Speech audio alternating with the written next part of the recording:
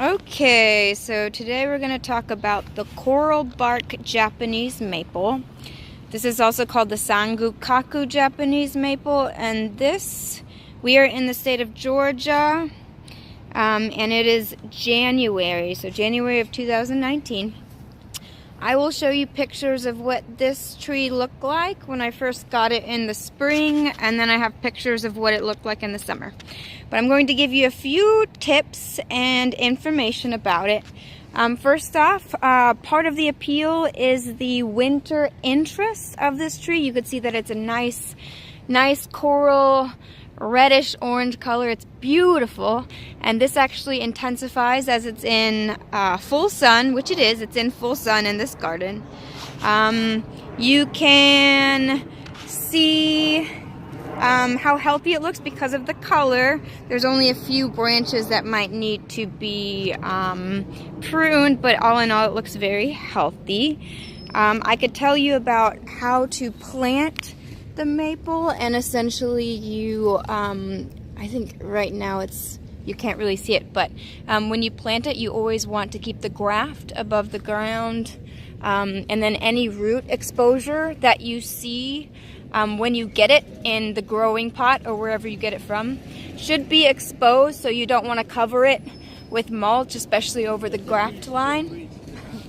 And also, when you plant Japanese maples, you want to always, especially in clay soil like we have in Georgia, you want to kind of mound it. I've read 6 inches above where the normal ground line is, so that if it sinks down, it's still in good shape.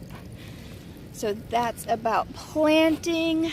And in general, Japanese maples do not need a lot of fertilizer because a lot of people over fertilize it, and that's a mistake. And they also overwater, which is also a mistake. So in the next clip I'll tell you a little bit more, but this is what the Sangu Kaku looks like in the winter time. Okay, now this is the coral bark when I found it at the store and I was deciding to buy it. You could see it has healthy leaves. It's in July, so the leaves are a nice green, bright green color. And this, I made a big mistake, and I put the Japanese maple in full sun while it was in the grower's pot. And it got sun scalded after only 2 days, since it was in shade prior. So here's a look at the sun scalded branches. And you could see the leaves are a bit burnt too. The leaves get a little bit crispy and black, and some of the branches just seem like you could just snap them off with the sun scald. It got sun scald for being in too much full sun after being in partial shade, and then I also overwatered it. And if you overwater Japanese maples, they're susceptible to sun scald as well. And this is the maple when I planted it, when I first planted it. It is starting to recover from that sun scald. You could still see the bright green leaves. And then this is a nice picture of the coral bark in the fall. So I believe this is late November. So you could see the bark starting to turn coral, and the leaves are this nice bright orange color, which is a nice contrast from the spring and summer. And then this is actually a random picture of me next to a fully grown Sangu Kaku, and it looks to be about 15 to 20 feet tall. And there's my face.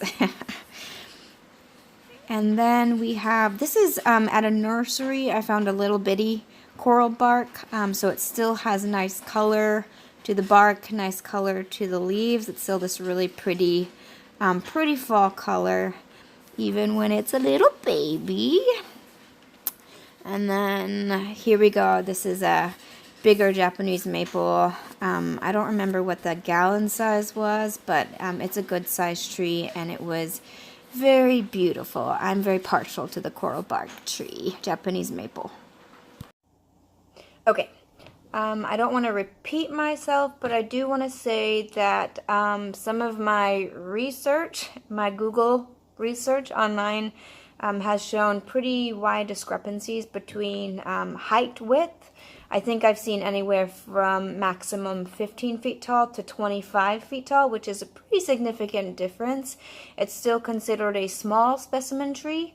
It's also a vase-shaped Japanese maple. So basically, I think there are two. Vase-shaped is more, kind of narrow, and then the other one is kind of like more of a traditional, like open. I'm not very good at describing it, but it's vase-shaped. You could look it up. There's pictures of vase-shaped versus dome-shaped. And I think that's it. Hope you learned some things. Japanese maples are cool.